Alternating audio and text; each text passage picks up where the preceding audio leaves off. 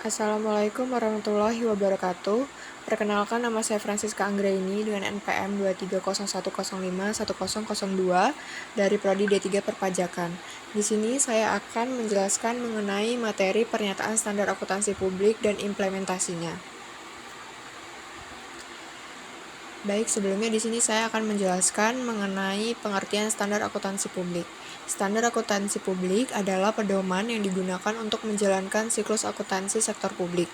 Standar ini mencakup tahapan-tahapan seperti perencanaan, penganggaran, realisasi anggaran, pengadaan barang dan jasa, pelaporan, audit, dan pertanggungjawaban publik.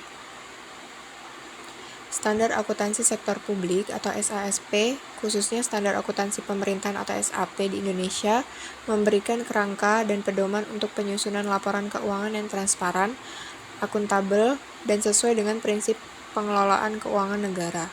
3 komponen utama dalam pelaporan keuangan sektor publik yang terkait dengan SAP adalah: yang pertama, laporan realisasi anggaran atau LRA, yang kedua, laporan arus kas atau LAK, dan yang ketiga, catatan atas laporan keuangan atau CALK. Selanjutnya ada pernyataan dalam standar akuntansi publik. SAP menetapkan prinsip dan aturan akuntansi berbasis akrual, di mana pelaporan keuangan harus mencerminkan: yang pertama, transparansi dan akuntabilitas. Penggunaan dana publik harus dapat dipertanggungjawabkan kepada masyarakat dan pemerintah. Yang kedua, kesesuaian anggaran dengan realisasi. Laporan keuangan harus mencerminkan sejauh mana realisasi anggaran telah dilakukan sesuai perencanaan. Yang ketiga, komprehensif dan informatif. Penyusunan laporan memberikan informasi yang memadai untuk pengambilan keputusan, termasuk perincian dalam CLK.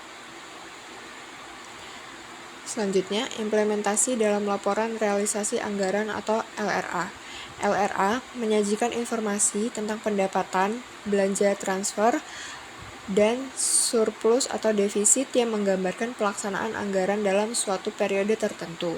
Komponen utama LRA yaitu yang pertama pendapatan, yaitu penerimaan yang diakui dalam periode pelaporan, misalnya penerimaan dana BOS.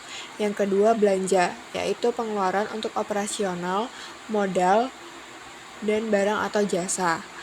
Yang ketiga, surplus atau defisit anggaran, yaitu selisih antara pendapatan dan belanja. Implementasi SAP dalam LRA yaitu: yang pertama, basis akrual.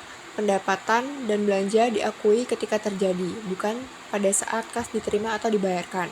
Kemudian, rekonsiliasi data. Data yang tercatat di sistem keuangan harus sesuai dengan realisasi anggaran. Contohnya itu yang pertama ada pada saat penerimaan.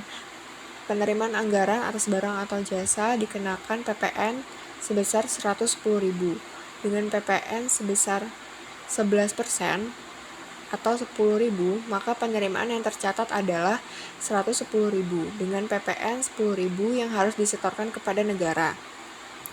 Contoh pencatatan pada pengeluaran: pembelian barang atau jasa seharga 100.000 dikenakan PPN 11% yaitu sebesar 11.000, maka dalam LRA pengeluaran yang tercatat adalah 111.000.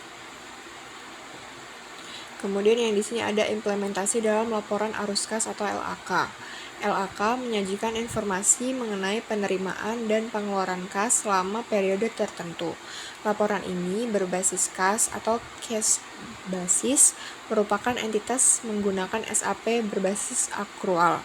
Komponen utama LAK yaitu: yang pertama, arus kas dari aktivitas operasi, yaitu penerimaan dan pengeluaran kas untuk aktivitas rutin seperti pembayaran gaji dan pembelian alat tulis. Yang kedua, arus kas dari aktivitas investasi, yaitu kas yang terkait dengan pembelian atau penjualan aset tetap, misalnya pengadaan komputer untuk sekolah.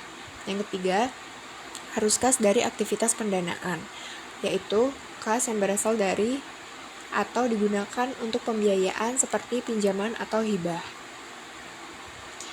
Implementasi SAP dalam LAK yaitu: yang pertama itu transparansi aliran kas.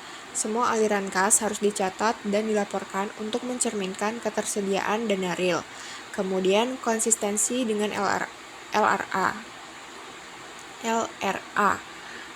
Pergerakan kas dalam LAK harus sesuai dengan transaksi pendapatan dan belanja yang tercatat dalam LRA.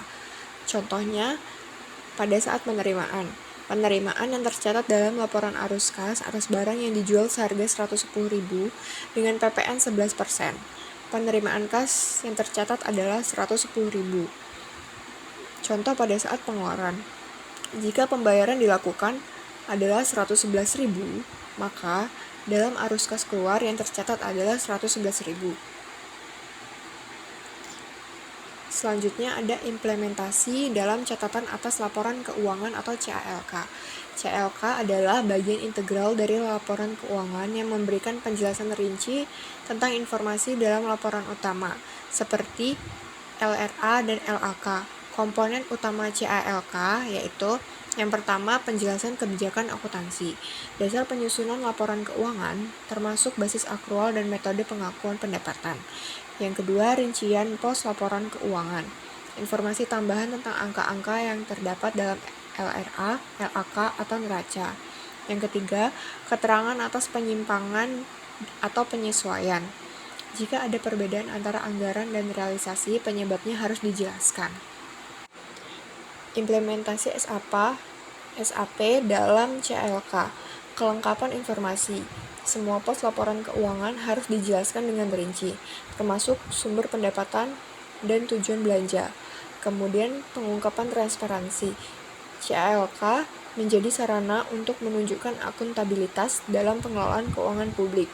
Contohnya pada saat pengeluaran, yaitu transaksi pengeluaran untuk pembelian barang seharga 100.000 dengan PPN 11% atau 11.000. Penjelasan di CALK-nya, pengeluaran untuk pembelian barang mencakup PPN sebesar 11.000 yang dibayar sebagai bagian dari biaya pengeluaran. Contoh pada saat penerimaan atas jasa yang dijual seharga 110.000 dengan PPN 11%.